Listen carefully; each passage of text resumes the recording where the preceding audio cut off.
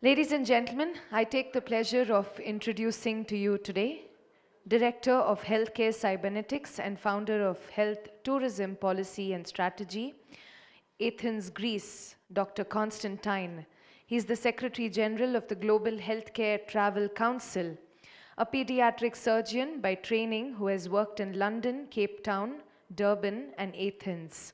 As of October 2015, he is Secretary General of the Global Healthcare Travel Council, and between June 2016 and November 2017, he was also founding president of the Greek Health Tourism Confederation. He is associated with several of the implementable innovations and firsts introduced to the health tourism sector, and much of the original spoken and written word on the subject of health tourism. May I please invite Dr. Constantine to deliver the keynote address for us. And a bigger round of applause. How do I move this forward? Okay. Good morning and thank you. Maybe it's unnecessary for me to say how honored I am, but I wanted to honor India.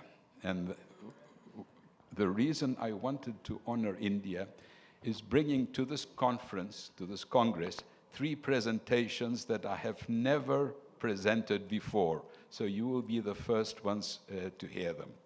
They are not easy, but if you're practically interested, you will gain much that you can actually implement.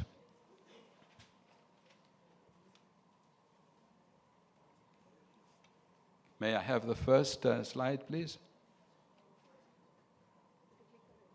Oh, I don't see here. Yeah, it's in the front here.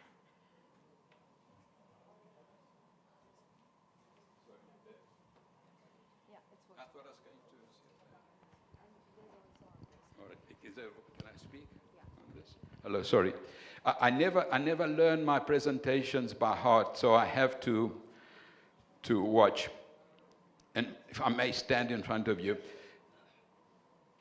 the reason, are we talking to you about internet century health tourism?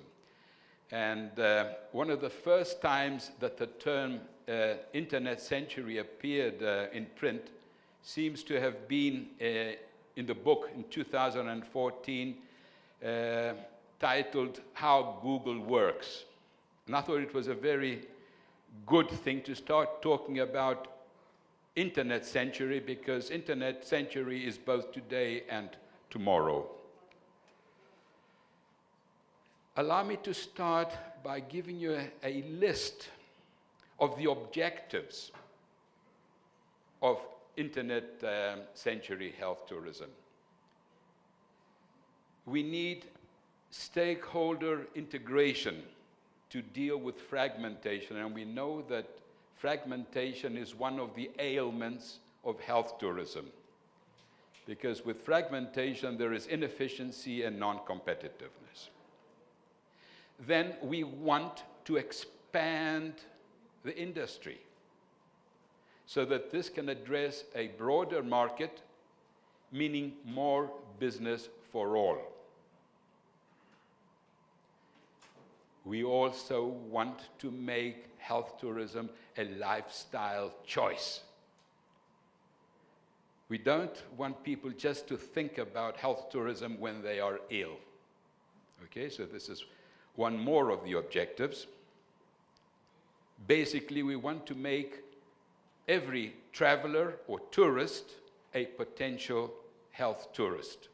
And as you will see as I speak, we are managing to achieve this. Then we also want to get destinations and providers to move beyond competing for the same piece of pie.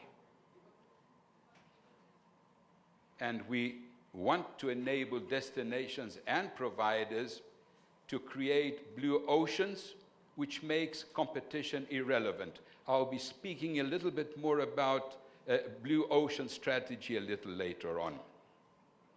And of course, We all want to enable and encourage competing destinations and providers to collaborate and form alliances. And again, I will be very briefly talking about a healthcare strategy which is all about competitors actually collaborating. Two more.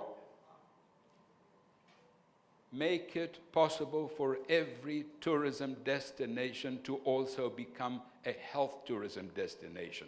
We have seen this in tourism. In tourism, every country is both a source and a destination.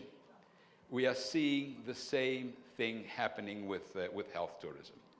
And of course, something which is very necessary across the world, we need to enable the creation of jobs. And health tourism is a sector that has prospects for offering jobs. How are we going to achieve the objectives? First of all, I'll just give you a list, and then if you allow me, I will expand on each. We need government support. It cannot happen without government support and blessing. And I stress the word blessing. Then, we need the leadership of representative bodies. Representative bodies are associations, councils, confederations. Innovations, obviously. Agendas, which I will be expanding on. Strategies. The spoken word, like we have in this Congress today, it's all about the spoken word. The written word, what is written in papers and journals, and of course, the provision of services. It's a pity we didn't have government representatives today, but I hope the message will be conveyed to them. So what is the role of government and governmental organizations? I picked three. One is to endorse private sector concerted actions and initiatives related to the development of health tourism. We want the government to help establish what I refer to as order in health tourism through legislation and regulation. And of course, provide the necessary physical infrastructure to allow the private sector to develop and promote health tourism. What is the role of representative bodies, associations, councils, and confederations? I'm very well aware that in India, the term council may not be used by a non-governmental organization. Of course, it doesn't apply in certain other countries. This is why I included it. Maybe we will not be able to have private sector councils in India, but we can certainly have associations and even confederations. And the role is to lead the concerted action initiatives to create formally organized and administered health tourism destinations. And I will be coming to the importance of this issue a little later. In fact, it was a declaration made at the Dubai conference where I was speaking a few days ago. And of course, we want these industry or representative bodies to act as destination management organizations. Those of you who are from the tourism industry are very familiar with this term, destination management organization. So how do we go about creating formally structured destinations? I have made it very simple. 5 things need to happen in parallel in order for us to create formal health tourism destinations. Maybe I will not have the opportunity to analyze each one, but if you remember, it's 5. This is why we refer to it as pentad, the Greek word for 5. We need to segment the stakeholders. It's almost like taking stock. We need to know what we have in each category. Then we need to integrate them. We need to bring them together, make them realize that they are part of the same sector. And of course, we cannot do without someone or some entity administering the destination.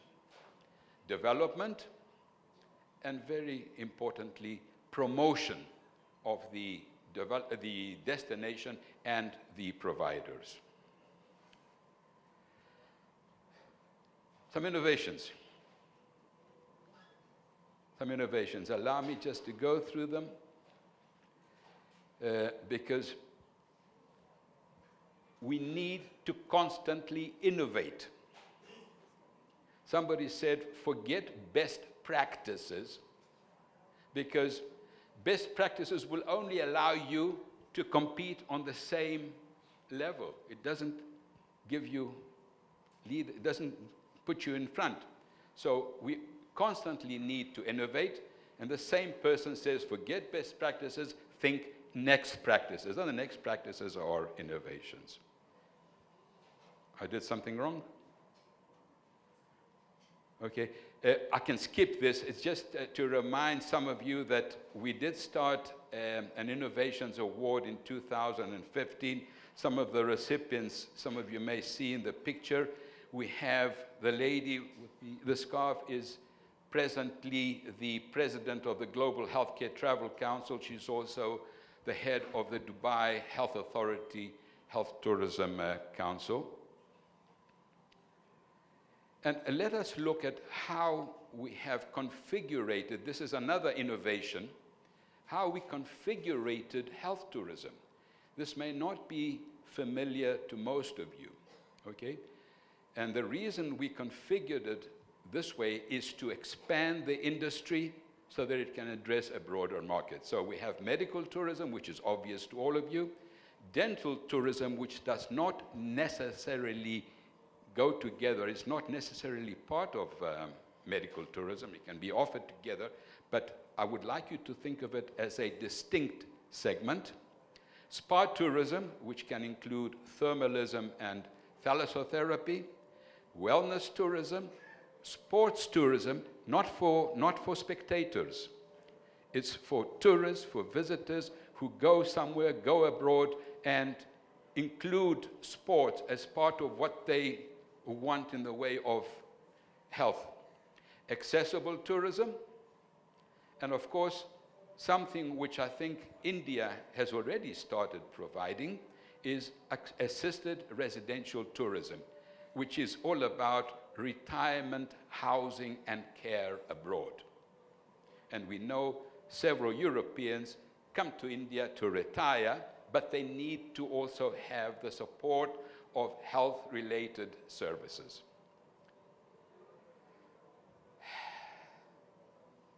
Health tourism Lux. Again, this is another innovation, and a permissionless innovation, where we are encouraging destinations and providers to address the mass affluent market. Health tourism, or boutique health tourism, is for providers who are not big. They are not big hospitals, they're not big hospital groups or big hotels, but they still want to play in this game which we call health tourism. So we have created a category which we refer to as boutique, which is small scale. Integrated health resorts, I see fantastic potential for not only India, but practically every country to develop integrated health resorts. Very simply, integrated health resorts are resorts which offer services in the 8 segments I referred to. And what about cities? Can they have resorts? My answer is yes. We created a category referring to it as urban health resorts. I did something wrong again. Something new is health tourism cruise. And India can provide this.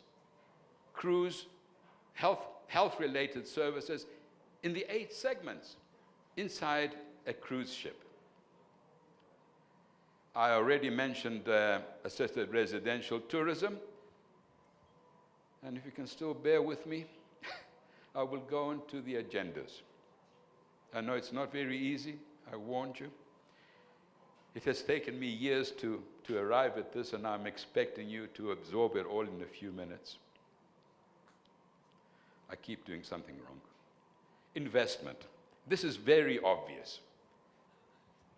It's very obvious because nothing can happen without investment. So we are talking and aiming to promote investment in health tourism. So my impression is that providers and destinations asked, which are the 2 things that you need most? The one is bring clients to me, and the second one is bring investors. And I think we all agree on this. Partnerships and alliances. Again, it's very big because we are moving beyond competition. Up to now, it was all about competition. How can I beat competition? We can make competition irrelevant, and the next thing that we need to do in order to profit is to create alliances. And the important thing with alliances, and allow me just to drag this on a bit, is alliances between 2 entities must equal more than 2. So an alliance which is 1 + 1 = 2 doesn't make sense. It needs to make more than 2. And in an article that I encountered in The Economist, clearly says that amongst the larger US companies, 40% of their revenue they can attribute to alliances. Okay, these are the 2 alliances that I am promoting for health tourism. The one is IHTC Alliance and the Health Tourism Alliance. Integration, I will not spend more time on this, but any of you who are interested, please write to me and request papers where I explain the fundamental importance of integration. If we don't have integration, we have fragmentation, we have non-competitiveness, and it's no good. It's an ailment. Young people, I talked about job creation. We refer to the young people as protégés. When I say we, I'm talking about, if you like, the more mature, the more seasoned industry players, some of the wise heads. We need to bring young people into the sector. We need to mentor them because they will be the leaders of tomorrow. We need to prepare them. No health tourism destination left behind. The Americans had an expression, no child left behind. I see somebody shaking his head, obviously you've heard of it. It's about education. Nobody needs to be left out of education. And my feeling is that no destination needs to be left out of the health tourism sector. So in fact, we are planning a conference which we will be calling Emerging Health Tourism Destinations Conference. So I'm encouraging, I see a number of representatives from African countries, even from Vietnam and Myanmar. I suspect you're already thinking and planning of how to become a health tourism destination. In the sector, I mentioned the government helping us to establish order. In this sector, we need the adoption and implementation of ethical standards and a code of conduct. The Global Healthcare Travel Council has created these ethical standards, and they need to be adopted and implemented. Regulation and legislation, this is where the government comes in and helps us, and I stress helps us, not necessarily lead us.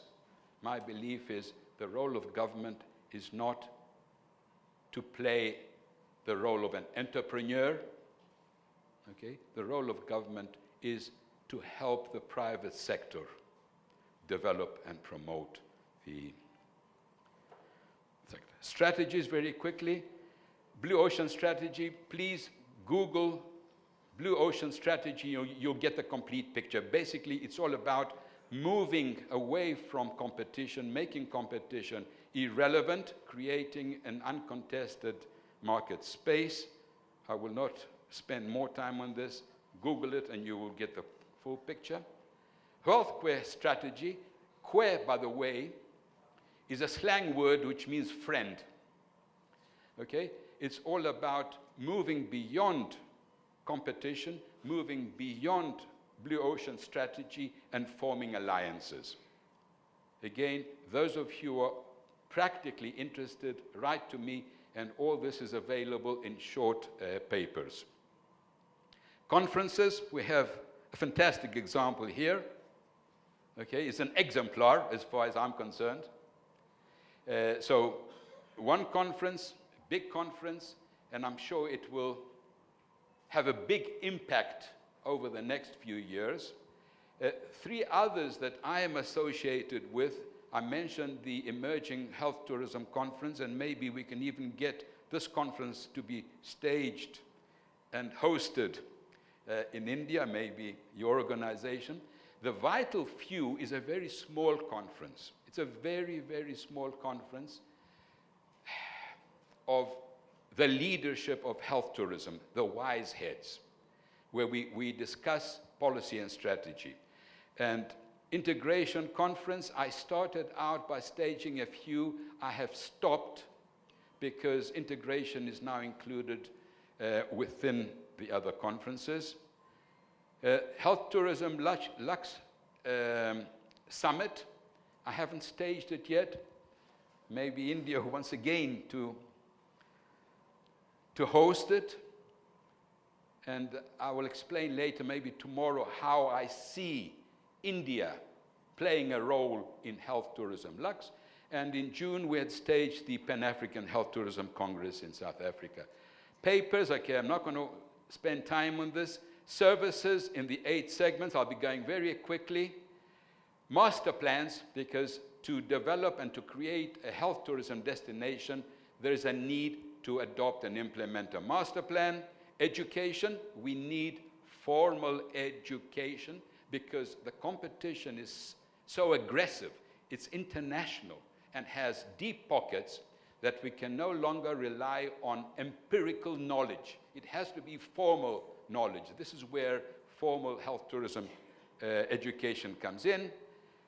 Inbound marketing, I think this will speak to you, the role of the hospitality industry. Very big role, okay? We even have health tourism hotels, for instance, a certification scheme called TEMOS, T-E-M-O-S, coming from Germany, has established a system or a scheme for certifying hotels as medical tourism friendly. Certificate and accreditation, obviously a lot of you are worried about it and concerned, what do we do? Should we certify ourselves? Should we accredit ourselves? There are several schemes. I have listed them here. Okay, don't worry, you can look them up. Any of you who want my presentation are welcome to it. And the question I keep being asked, they say, all right, very nice, there are all these accreditation and certification schemes. Which one do you recommend that I adopt as a provider? And my answer is very simple. Ask your market and your pocket. And the reason I say this is that some markets are not worried about, what organization has certified your facility. Others are very fussy. Okay? And also your pocket, because the different schemes are not priced the same. We have cheap and very expensive schemes. So this is my answer. Ask your market and your pocket. Assessment and rating of destinations. We haven't had this yet. In Dubai, we decided that we need to establish an assessment and rating system for destinations, not just for providers. So you will be getting to hear about assessment and rating of destinations. Of course, we also will have one for providers. Medical tourism facilitator, I strongly suspect that we have many medical tourism facilitators amongst the audience. Okay? What can I say about medical tourism facilitators? I am finding that the demand for the services are tending to decline for two reasons. One is that hospitals don't like you because you are cutting into their profits, one. Secondly, the consumers are becoming more techno-savvy, and they say, I don't need a facilitator. Okay? And then many facilitators are becoming booking sites. And I have seen several booking sites which have been funded in terms of many millions of dollars to launch the booking site. Advice, I see two categories of consumers needing the services of the medical tourism facilitator. One is the category of consumer who is not very techno-savvy and needs your hand-holding.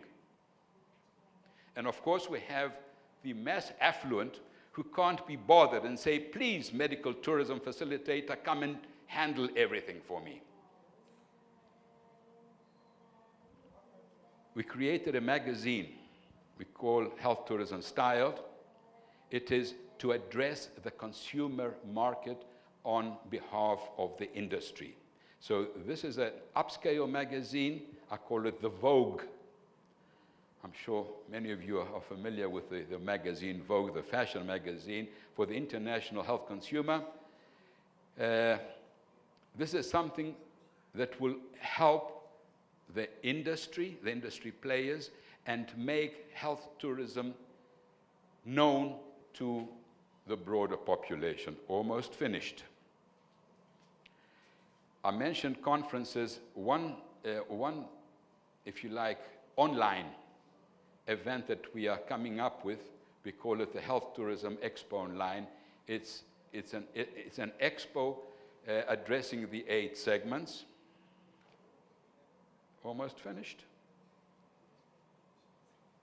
I can skip these, but again, if any of you want, maybe I can just mention it. You're familiar with the loyalty schemes of airlines, miles. We have created one for health tourism, which we call Health Credits and Miles. And of course, everybody knows about Bitcoin. We are coming up with a cryptocurrency for the health tourism sector, and a system of addressing facilities using 3 words. And I stop here, and the message is, health tourism, the future is so bright, I got to wear shades, which means sunglasses. Thank you.